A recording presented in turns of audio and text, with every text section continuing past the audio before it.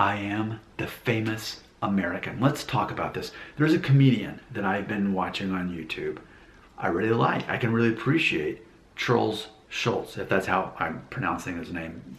I want to say Schulz, like there's a T, but there's not actually a T in it. So this comedian, one of the things he does in his stand-up routines is that he basically does crowd work. He sees somebody in the front row and he starts a conversation. And he just tries to find little weird nuances about what they say and then just make jokes up on that. He doesn't really tell jokes. He just does crowd work. And he's really, really good at it. Well, I've noticed, like me and like you, watching this channel about ethnicity and DNA test results and race and all these things. Of course, I know it's all a social construct. It's nothing more than a perception. I recognize that. But see, he has definitely the American mindset that I have. And that is, he recognizes that this whole concept of being white is much different from a European perspective compared to an American perspective. And recently in one of his videos that I watched, he said what I've been saying all along on this channel.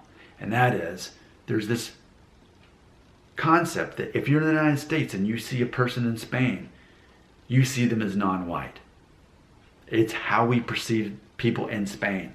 We see darker features, we see dark hair, we see dark eyes, we see skin that is darker than people from England. We put that together. Oh, if they're European and oh, they're Spain. Yeah, they're Spain. They're Spain. Yeah, they're not white, but yeah, they're Spanish. And yes, there is a little bit of a conflating issue going on where we are physically, geographically surrounded by people who are Hispanic, specifically Mexican American, who have a high amount of Native American DNA. And yes, we do conflate that because people from Spain are more likely to have Mediterranean DNA, Middle Eastern, Jewish, etc. So we conflate the two and we make them the same, and yet people from Spain, they're not white. Mexican Americans, not white. We do the same thing. That's what we do. But ultimately, something he pointed out that I haven't really talked much about is how people in Spain, ultimately, English is not their first language. And I think that's another thing that we do to make them further seem foreign than just another white person. So when you think about the immigration to America and ultimately who is perceived as white as not, because my research led me to learn that it originally Germans, actually, that's what I'm trying to think of. Germans were not perceived as white when they arrived here. Well, now when I think of a white person, of course German people are white, and they were even Christian. However, English was not their first language. And I know it was a close vote. At one point, apparently German almost became the official language of the United States at one point.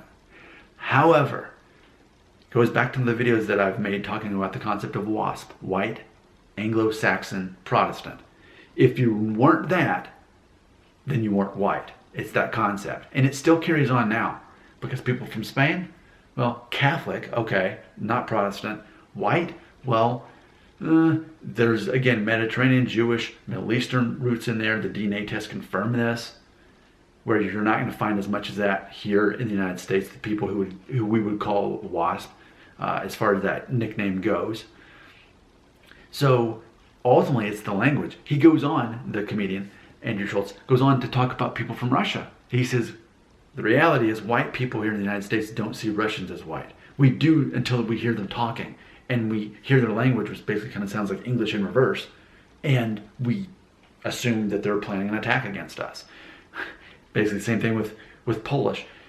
It's a matter of, if you have physical traits that is slightly darker skin, dark eyes, and dark hair, we see those traits and then we learn what part of Europe you're from. If you say Spain, not white. Italy, well, for some reason we see Italians as white, but not people from Spain. Why? Ultimately, because Mexican Americans, by proximity, we're going to conflate the two. But I think the language is another thing. Keep in mind, here in the United States, there's not a lot of pockets of people from Spain specifically. Hispanic, yes. Mexican American, yes. But people from Spain, I've never met a person from Spain. And yes, I've traveled the world. We've been through this before. I've been to Ecuador. I've been to Trinidad and Tobago. I've been to Thailand. I spent 2 summers there.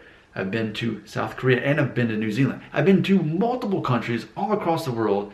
To my knowledge, I've never met a person from Spain, especially not here in the United States. So by default, we are going to conflate people from Spain and people ultimately from Mexico. That's what we do in our perception. So Andrew Schulz, you can look for him on YouTube. It's very interesting how intuitive he is about the little nuances we have as Americans and how our perspectives are completely different from people in Europe as far as the perception of what it means to be white. Now, is this to say that this is some kind of thing like, oh yes, the superior race being white? No, not at all. As Americans, and people love to leave this comment, why are you Americans so obsessed with race? And I'm telling you why. I should make this a disclaimer in every video. As Americans, on nearly a daily basis, we have to fill out forms. Sometimes from the government, sometimes from third parties. But something America is very serious about is you self-identifying your race and ethnicity, because America wants to make sure that they are not discriminating against minorities.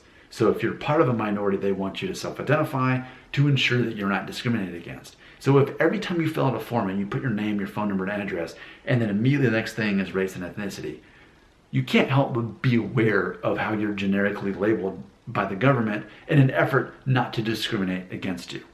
Your comments, your beliefs, your thoughts all belong right here.